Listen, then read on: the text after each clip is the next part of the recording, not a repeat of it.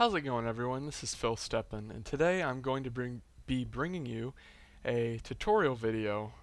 This video will be a ZvZ build order. It's one that is loosely based off of Katz's stream. It's a heavy ling style behind double upgrades and a fast third base. So I don't have the hardest of build orders. As with most build orders for Zerg, it's somewhat flexible. So I'm just going to be walking you through the basics and the concepts of this build order and strategy. More strategy than build order because there's more execution to it than there is actual build order. Do this at 20, do this at 10. That's more Protoss stuff. If you just want to copy a build order and flip coins and win games because you can follow a build, go play Protoss. But if you want to have to use map control and mechanics to win, then continue watching this video. So I'm going to speed it up to ×2 until we get to what's important. This is me, Savage Wood, spawning in the bottom right corner of Star Station. My opponent is Nablister, I guess? Nablister. He's going to open pool first, and I'm going to open hatch first. So basically, it's a very slight build order advantage for me. The way early game ZvZ works is you really either 15 pool, 10 pool, or 15 hatch. 15 hatch beats 15 pool. 10 pool beats hatch first, which is 15 hatch obviously. And 15 pool beats 10 pool. And when I say beat, I mean has the advantage. 10 pool is really the only surefire build order win. Because like this guy, he went pool first, I went hatch first. He's only slightly behind. So after going hatchery first, I made a spawning pool after making one drone, and then I took my gas immediately. Now I'm going to start populating my natural with drones, and I am going to make a queen each hatchery, obviously. Now this is important. The spine crawler basically guarantees, not necessarily guarantees, but it keeps me safe. So let's just go to my vision. We see that I have this overlord right here. So if he makes a bunch of lings and sends them, there's no way it's going to get around my overlord. It will see it. So, and he's going to try to clear this overlord here, and he might get it. Oftentimes, whenever players do this, they're going to kill your overlord and flood lings, and it's a good way to lose. But right after the spine crawler is put down, you make a baneling nest. The baneling nest isn't necessarily an auto win.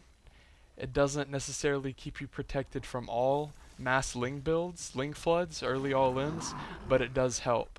So as you can see, after I lost that overlord, I'm going to try to reclaim map control with these overlords, and I'm going to make a couple banelings. So this is the money right here, this double evo, and I think I started these around 36 supply. In fact, I know I did. So basically you throw 2 evos down at 32 supply, or around there, depending on how many lings you had to make. And then when they finish, you take the rest of your gases, and you should be able to start 1-1 almost immediately. This is where the build starts to get good. Throw down a hatchery around 8 minutes, and then I just start to pump lings. Now I do have a lair coming up behind this, and a macro hatch. But basically the point is to have vision on his potential third or fourth, vision on his potential third or fourth, and make a bunch of zerglings and a few banelings, and use my early 1-1 advantage to overwhelm him. I do make some sloppy mistakes this game. This game is by no means perfect, and I'm by no means a phenomenal StarCraft player.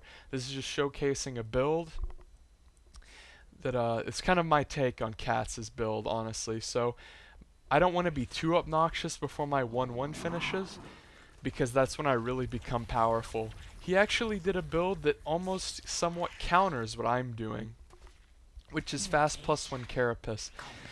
If you have +1/+1 on your lings and they have no upgrades, whether it's roaches or lings, you'll rape it. You'll just completely destroy them. The 1-1 is astronomical to 0-0. So right here, I have 1-1, so I'm going to start being obnoxious. Behind this, I'm droning, getting lair tech, getting an infestation pit, and starting my 2-2, as well as baneling speed when I have the money for it. So right now, this is all about this build. These lings, they're all about denying his third and his fourth base and keeping map control. So right now, he made a ton of lings to deny my lings. So I'm going to fall back, I'm going to pump some more lings and get some banes. Because right now, I'm not sure if he's all-inning me. As far as I know, he's doing a big roach bane all-in. That's why I'm sending this overlord in. I want to scout, see if he has lair, see if he's making mutas. I under-drone a bit here. This is pretty bad by me. I should be pumping drones at that third. I have this overlord going into his base, and I see the spire. So I'm going to throw down some spore crawlers, because if you don't know, spore crawlers are like mini guns to mutalist. I think they 3-shot them. They have a huge plus damage versus bio. So my 2-2's not finished. I have to be careful not to run all my lings into his banes. Basically, if I kill all of his banelings and I lose all of mine, it's a completely even trade, because I have the upgrade advantage and I have 2-2 on the way. Right now I'm just stalling as long as I can. I don't really have phenomenal map control. This is good, and this is good. But honestly, I'm not sure if he's all-inning me or not, so I'm just going to pump pure lings. Whenever your opponent morphs banelings outside your base, you do not want to let them finish, quite obviously. And he has to cancel here. So that was a huge threat that I avoided. So I'm going to just drone up my third. I'm going to make some more lings, because once again, I don't have vision of this or this. That's why I queued up an attack command, because if he's taken this fourth base, that is, I'll be able to cancel it. And my 2-2's just about to finish. This queen is a goner, hopefully, right? And this is kind of bad. I need to wait until 2-2 finishes. I lack about 2 seconds. But it's very important that you see if they have a third or fourth. And I did identify that he still is on 2 bases, so this is good for me. Right now, if we go back to everyone's vision, he has 1-1, which is good, but I'm on 2-2, which is more important. And as you can see, because I'm in his face and I'm being obnoxious with the lings, it's preventing him from this is a misrally. It's just a dirt moment. It's preventing him from making mutas. I want to stall him out and make sure he does not get to spend his gas on mutas. I want him to be forced to spend gas on banelings to defend my mass lings. Because he can't, if he pumps mass lings, I can destroy him. Because of my upgrade advantage. He went 1 evo, I went 2. He can't afford double evo if he's doing mutalist. He won't have enough gas. So in a way, this build, not only does it give you map control, but it gives you tech control. Because when you're sitting out in the middle of the map like this, and just look how one-sided this fight is. Just absolute destruction. As I am at 2-2, and he is at 1-1. So, I haven't been doing a great job of showing you what I'm constantly building, but in essence, this is almost to put emphasis on the fact that the point of this build is map control. That is all this is about. Right now, he can't do shit.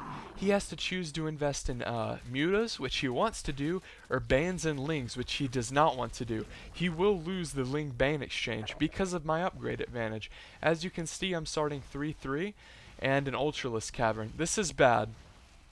My lack of, I guess, APM, you could say, starts to get the better of me here. But I canceled his fourth base, and now I'm canceling his third. I have to get this at all costs, and I just need to run afterwards. I don't want to fight this. One thing you really have to consider when you're doing this build is I take heavy losses here, which is bad. Good baneling hits by him, good flank by him. But I killed the third, and that's what matters. You really have to consider the fact that if he does get Mutalist up, you cannot fight over them. You have its speed to your advantage, so you need to be obnoxious with your speed and keep him on his heels. And as your infestation pit finishes, you want to start the pathogen glands upgrade, and then when it gets to 31 percent, it'll say like 31 out of 80, whatever. At that point, you can start your infestors. That's a trick Destiny taught me when he still played StarCraft 2, is that if you wait till 31 of that pathogen glands, if you make infestors at that moment, the upgrade will finish right as your infestors pop, and you'll have enough energy for fungal. So right here I fungal his mutas over my spore crawlers, and that's huge. because those 5 mutas, since I don't really have any anti-air, would just be a huge bitch to deal with. They kind of nullify my counterattacks, they poke and prod and counterattack when I'm being obnoxious. So that's a big deal that I got those mutas. My ultra chitinous plating is on the way, as well as 3-3. So right now, he wants to put pressure on me, because he knows that he kind of has the advantage in a way. Honestly, I should be counterattacking here, but when there's a weak point in the build that is right now. My 3-3 is on the way, my chitinous plating is on the way, my adrenal glands is on the way, and my ultras are on the way. I'm very weak right now relative to what he could be throwing at me. Not in this game, but in ZvZ in general. He could be doing big scary things right now. Max 2-2 roach hydra pushes. Mass mutas would be decently scary, but I've invested a lot in spore crawlers, and I made about 5 infestors. They did get picked off, and I mishotKeyed a couple, I do remember. But basically, right now, he's going to do everything he can to keep me in my base. He knows I have ultras now, which means I'm strong, but he knows the ultras are somewhat immobile. I've had the mobility advantage all game, and now that I have ultras, I don't. So he's going to throw a few counterattacks at me, and that's really going to throw a wrench in my plans, because what I want to do is I want to send about 20 lings to this base, 20 lings to this base, and then push the rest up his gut with bane, ling, infestor, ultra. So this counterattack, if I lose this 4th, I'm all in. So I have to defend. I really should have thrown up a few Mr. Spines. But right now, I'm just trying to defend bases, and my macro is slipping. He's attacking me on multiple fronts. This is very good of him. Right now, what I should be doing, pumping ultras, throwing down a spire just in case he goes mass muta. Because if somehow he does get tons of mutilus up, I have let these 3rd and 4th bases sit, so he could be getting lots of gas. That's very bad for me. That's why you throw the spire down just in case, so you can pump a few corruptor. But he's keeping me pinned back in my base, which is bad for me. Right now, I want to be making ultra ling, and I want to be at his throat with my unstoppable upgrade enhanced army, and he won't have a chance. Once I get in his base, it is over. So right now you can see he's doing another good job of keeping me in my base. I'm trying to defend it. The superior upgrades really save me here. I'm 3-3, he's 2-2. I have adrenal glands. I'm not sure if he does. Well, look, he does not. He doesn't even have hive yet. He's invested so much in trying to stop me that he's kind of in trouble, honestly, because his tech is behind. He's invested a lot in mutas that haven't really been able to do anything, which is the point of this build, mind you. I'm in his face all the time, preventing him from teching. This is sloppy. I should have had a few lings stay behind. Right now, I see how little he has, and I know I've won. Basically, you throw everything you have at their 3rd base, throw everything you have at their 4th, and then they're forced to fight. They're completely all in because they're not mining off of any bases. And as you can see, he has mutas, but it doesn't matter. 5-3 ultras, it's just like the mutas aren't even there. They just don't do damage. So right now I'm rampaging in his base. I should have sent a few lings down here to clean that up as well. That was a mistake. Actually, I think he had a few lings pop out and kind of prevent me from doing that, but I have ultras in his base. This game is over. As you can see, 5 mutas on 1 ultra. It's like shooting M&Ms at it. Just doesn't do anything. So that's the game right there, folks. And I'm going to touch on a couple things because I know it went by fast. So I'm going to go back to the beginning, and we're going to hit the high notes of the build. Fast spine crawler, fast baneling nest. That is important.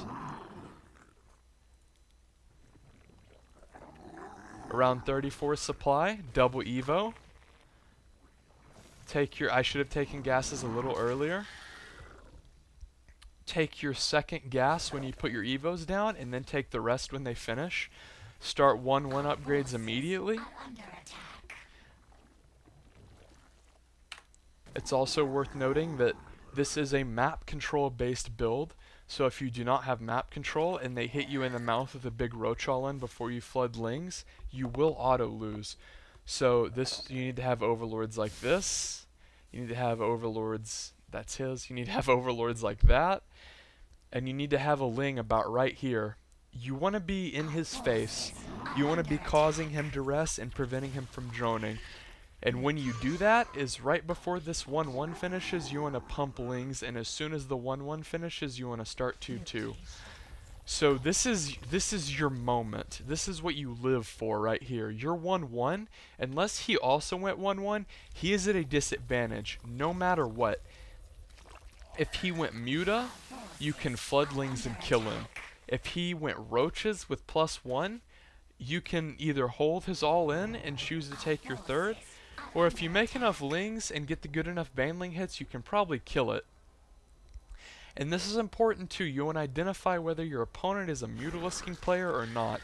If he is, if you scout the spire, it's very important that you put spores down everywhere, because this build is crippled by mutalisk counterattacks if you are surprised by the mutas. If you're not surprised, the mutas aren't a problem because you have spores and they're like miniguns. Come on. So as you can see, this right here is what you don't want to be doing. I'm kind of scared because of his banelings, so in this instance it's okay.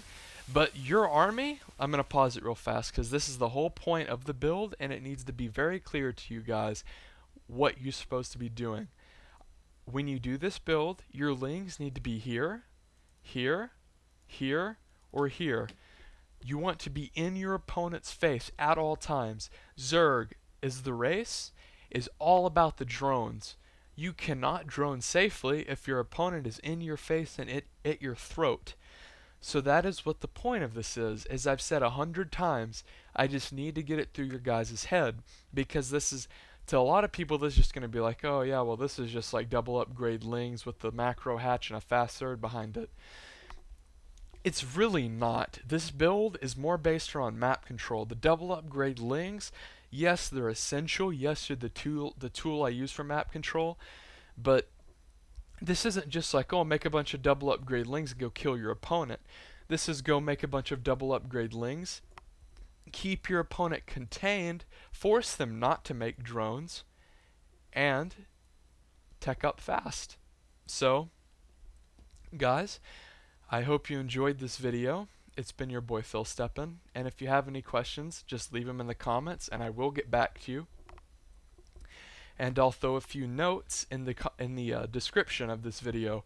Just the high notes, kind of something that if you were in game you could alt-tab out to and see the little checkpoints of the build. If you have any constructive criticism for me, as well as questions, as said before, just go ahead and leave them in the comment section. I know I floated a lot of gas this game, but basically that's because my ultra cavern wasn't as fast as it should have been. If your ultra cavern is as fast as it should be, you really shouldn't float gas with this build. I also didn't make enough infestors. You want to go up to around 5. So that's it for me, guys. I hope you enjoyed this, and I hope this makes ZvZ easier for you.